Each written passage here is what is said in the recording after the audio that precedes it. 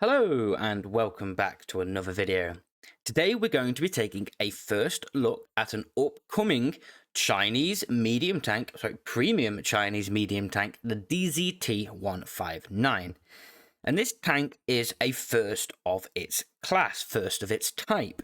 It's going to be the first medium tank with the Chinese rocket boosters, which you'll be familiar on the BZ line of tanks in the Chinese heavy tech tree.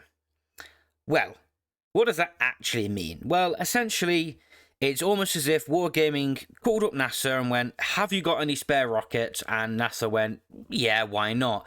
And then they basically just strapped them to some Chinese tanks. That's the way to put it, I'd say. Essentially, as we'll look here in the 3D model, we'll look at the visual, you'll see there's basically just some squares sticking out the back, and what it does is they're effectively rockets, and they increase your top speed significantly. They give you a quick burst of speed for X amount of time, which the duration which the rockets last, and then a cooldown, and you have X amount of uses each game. But let's have a look at this tank's base statistics before we dive into the rocket booster mechanic. So, DPM wise, 1900, that's pretty low. For example, when you even use a Bond rammer on this tank, you're only really getting this up to about 2.2, 2.3 if you have field mods and a good crew, for example, and maybe if you use vents as well, which is pretty low. That's going to be on the lower end of medium tanks DPM, which is, it's not going to be great. Its alpha is pretty comfy. It has one of the best alphas for tier 9 medium tanks at 440. That's very nice. You're going to be trading well with that. Its base penetration is AP 260, and its gold penetration is heat 310. Very stereotypical of Chinese tier 9 tanks, AP heat loadout. That's just a pretty nice loadout in my opinion. APCR heat, AP heat are my favorite kind of loadouts. Good penetration. Heat allows you to just overmatch a lot of things. So we approve. Gun handling, yeah, this tank is going to have pretty poor gun handling. Only having 2.78 seconds aim time, that's quite long. That's going to be on the longer end of aim times for medium tanks at tier 9. And its dispersion at 0.4. Yeah, this tank is not going to be one to be played at range, not going to be a sniper at all. The closer you are to your opponents, the better that gun handle is going to feel. It's still going to be derpy, but you will actually be able to hit your shots, if that makes sense. But maybe there's some other stats on this tank which do allow it to do that better. We'll have a look in a second. So, mobility.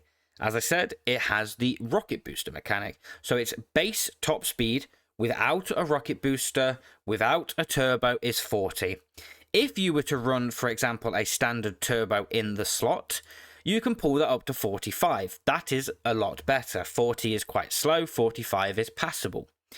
However, when you activate that rocket booster, so for example, without a turbo on, you activate that rocket booster, your top speed becomes 68. That is very good. That is a quick medium tank kind of speed, and normally with those quick medium tanks, you trade off speed for armor. So you gain speed, lose armor. However, this will, as we will see in a second, have armor and the speed, however, only for 5 seconds. So your booster will last for 5 seconds, and then you will have a 4-second cooldown period, upon which then you can reactivate the rocket booster for another 5 seconds. And you'll be able to do this 7 times within the battle. You will have 7 uses of the rocket booster, which is more than they have on the heavy tanks, which is nice, I feel. But because it's a medium tank and you are going to be rotating a little bit more than you will in a heavy tank, I feel like giving it more rocket boosters is an intelligent decision. So, what does that top speed become, for example, when you are min-maxing? So say, for example, you're running a Bond turbo. Yeah, that's 78 with the rocket booster. That's very quick. This is going to be a very, very quick medium tank if you are using a Bond turbo and you have your rocket booster activated. And even if you don't, the Bond turbo pulls it up to 46, which is passable for a medium tank, especially one with decent armor, as we will look at now. Okay, hull armor 120 frontally, that's not great. 80 at the side, okay. Turret armor 270, there we go, that's better. 150 at the sides. And if any of you know anything about the kind of the rocket booster heavy tanks, they kind of have pretty squarey turrets, kind of going down into relatively flat-sided turrets with slight angles on them. They kind of follow that similar trend. They all do, and this tank, as we'll look in a second, also does. You're going to have 1600 HP, which if you're running a standard hardening, for example, and you're using it in the survivability slot, is going to bring you up to 1780. That's a nice amount of HP for a tier 9 medium. And if you were running a bond hardening, for example, that's 1820. That's really nice amounts of hit points. You are going to be able to trade pretty effectively, especially with that 440 alpha. However, the low DPM, you're not going to be able to continue trading, but you will be able to peak, maybe take a shot, and potentially trade better than your opponents with a better alpha, and you have the HP to be able to do that. And the armor to hopefully bounce those shots, but we'll have a look at the live armor in a second. And then just the generic view range, 390, that is just bang average for medium tanks at tier 9. So, live armor. This is versus its own standard round, 260mm AP. Yeah, that turret's looking pretty comfy. You know, we can see it does have 2 cupolas, which is always interesting on a tank. Normally, if it has 1, you can hide it. If it has 2, there's always going to be 1 visible. It does look like 1 is slightly bigger than the other, with a different armor profile on each, which is going to be interesting. Maybe you'll be able to pull off some fluky bounces, especially on this right-hand one, where it seems to be a little bit more rounded at the top, whereas this one seems to be a little bit more squared off at the top. So we'll see. But it does have 2 cupolas, but generally its turret is looking pretty strong. However, when you start to load heat, its turret does become a little bit weaker, and especially against tier 10 tanks with good heat penetration, just good penetration in general, they will reliably pen your kind of gun mantler area as close to the gun as possible, and once again, the 2 cupolas are going to be a limiting factor. However, another thing to consider is the gun is quite low down on this tank's turret, quite close to the hull, and its hull is very weak against any ammo, really. Tier 8 tanks, and remember this is a tier 9, so it can face tier 7s. Tier 7s won't really have an issue bouncing against your hull. However, it will pull off some fluky bounces because it is a little bit thicker in areas, you know, pulling up towards 210 towards the outer extremities in the top. But most tanks won't struggle against penning, and don't expect to be bouncing if you are just driving at an opponent, unless they obviously hit your turret. But another thing that this tank has is 7 degrees of gun depression, which, as you can see, works in the sense that your 2 cupolas become almost invisible because they are fixed quite far back on the turret. When you start to use your gun depression, they become invisible, and your turret becomes a little bit more effective. Look, it's not going to be unpenetratable, especially around your gun, especially to the top of your gun, but it is going to be better, but it's not going to be reliable against tanks with good heat penetration at tier 10. But once again, you do also have the issue of having a relatively exposed hull. However, when you are using your gun depression, it does pull the top of the hull up to kind of 280 in places, 240 in other places, so it is going to be better, but still not, you know, unpenetratable. Tier 9 and tier 10 tanks will pen you reliably, even using your gun depression through the hull.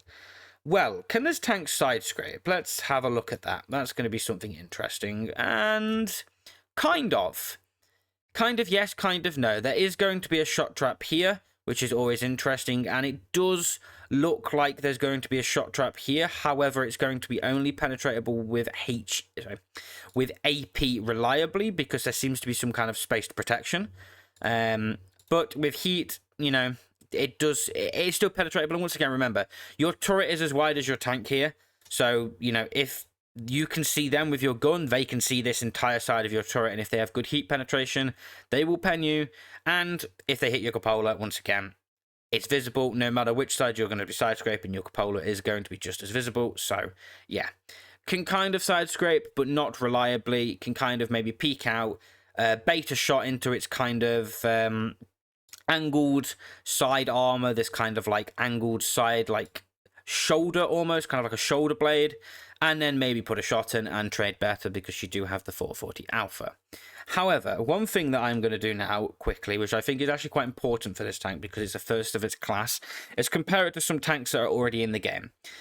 Medium tank wise, I'm going to compare it to the Centurion 7.1, and then just purely for the rocket booster comparison, I'm going to compare it to the BZ-68, which is the Tech Tree Tier 9 Chinese heavy tank. Obviously, the Centurion is the Tier 9 British medium tank. So, DPM wise, compared to the Centurion, it's pretty similar.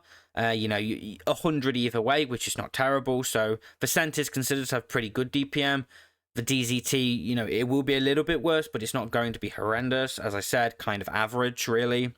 Penetration, very similar across the board. Standard penetration-wise, you are going to have the alpha increase over the Cent's 390. 440 is going to be better. The Cent does have the better rate of fire. Does carry a lot more ammo. Obviously, that's kind of mitigatable by the fact you can still do 1700 damage with your DZT. Aim time, gun handling in general is just better on the Centurion, so this thing will be worse in the gun handling department. It will be towards the worst end of medium tanks in terms of that dispersion, especially.